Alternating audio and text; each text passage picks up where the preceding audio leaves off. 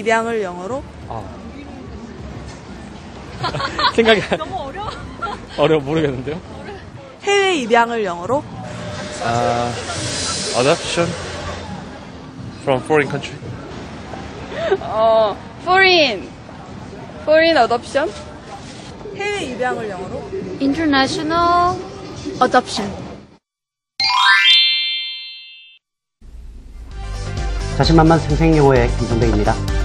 오늘 우리가 입양, 특히 해외 입양에 대해서, 해외 아시죠? 해외 입양에 대해서 수업을 할까 싶습니다.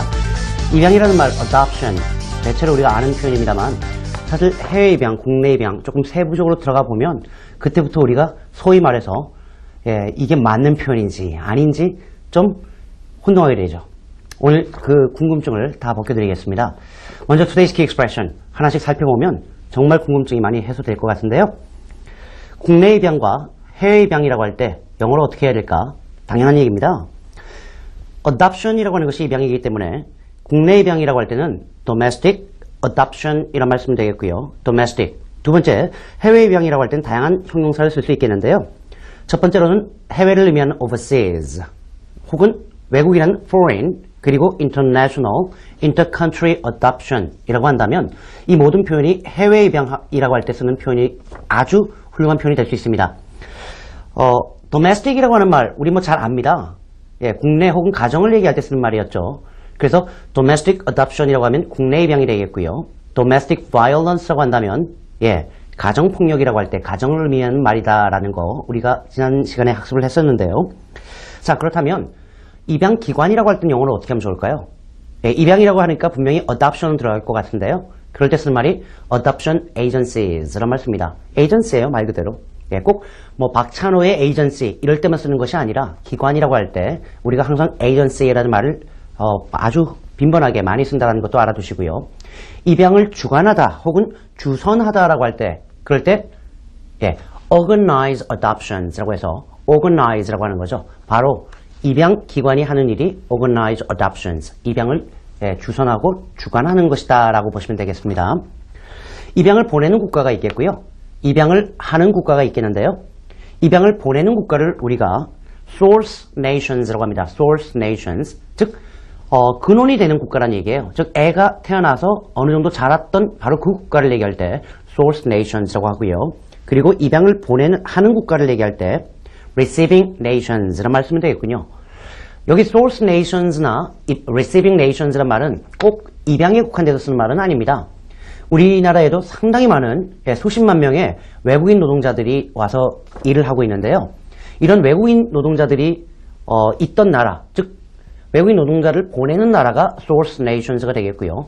우리나라처럼 외국인 노동자를 받는 나라를 receiving nations라고도 쓸 수 있겠습니다. 소위 말해서 송출국이나 그 다음에 받아들이는 국가 이렇게도 얘기할 수 있는 거죠.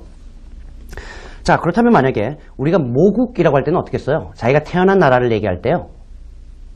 모국 하니까 motherland라는 말이 먼저 떠오르는데 쓸 수 있는 표현이긴 합니다만 자기가 태어난 나라 그런 의미에서 모국이라고 할 때 그럴 때는 his country of birth 라는 말을 쓰면 되겠군요. his country of birth 그렇게 쓴다면 자기가 태어난 나라다라고 할 때 쓰는 말이죠. 사실 motherland라는 얘기는 자기가 태어나지 않아도 자기는 미국에서 태어났다 하더라도 어머니가 한국 사람이고 한국에서 태어나신 분이라고 하면 한국이 motherland가 되는 부분이거든요.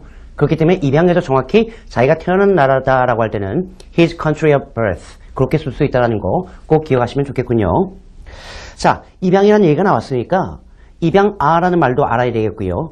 친부모 그리고 입양부모라는 말도 알았으면 좋겠습니다. 그리고 마지막으로는 미혼모라는 말도 오늘 중요한 의미를 담고 있기 때문에 우리가 좀 알아볼 필요가 있겠는데요.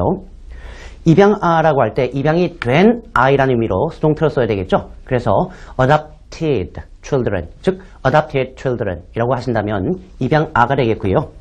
친부모를 얘기할 때는 낳아주신 부모 아니겠습니까? 그래서 birth parents를 말 쓰시거나 아니면 생물학적으로 나에게 유전자를 전해주신 분이기 때문에 biological parents를 말도 쓸 수 있습니다. 조금 정리해 볼까요?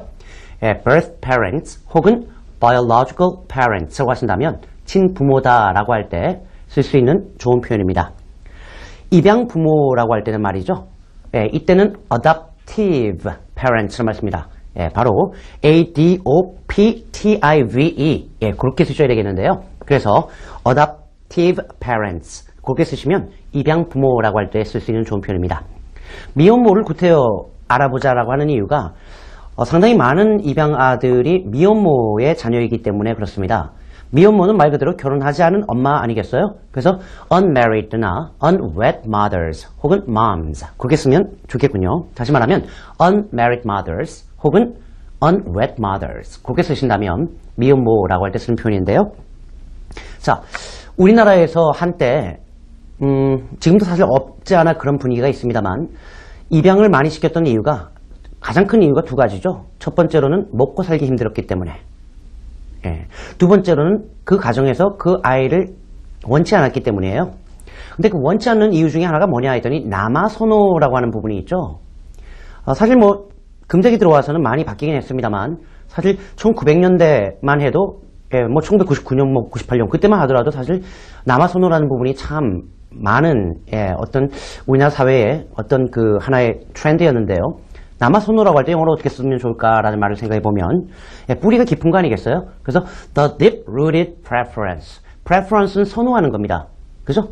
우리 뭐 중학교 때 배웠던 표현 중에 하나가 who is your favorite teacher? 그죠? Who is your favorite teacher? 어느 선생님을 가장 좋아하세요? 이런 말도 우리 중학교 때 이미 배웠던 표현인데 그래서 the deep-rooted, 뿌리 깊은 여기서 나온 것처럼 preference, 예, favorite과 같은 개념이라고 보시면 되겠어요. prefer 하는 게 더 선호하는 거다라는 말로 보시면 되겠는데요.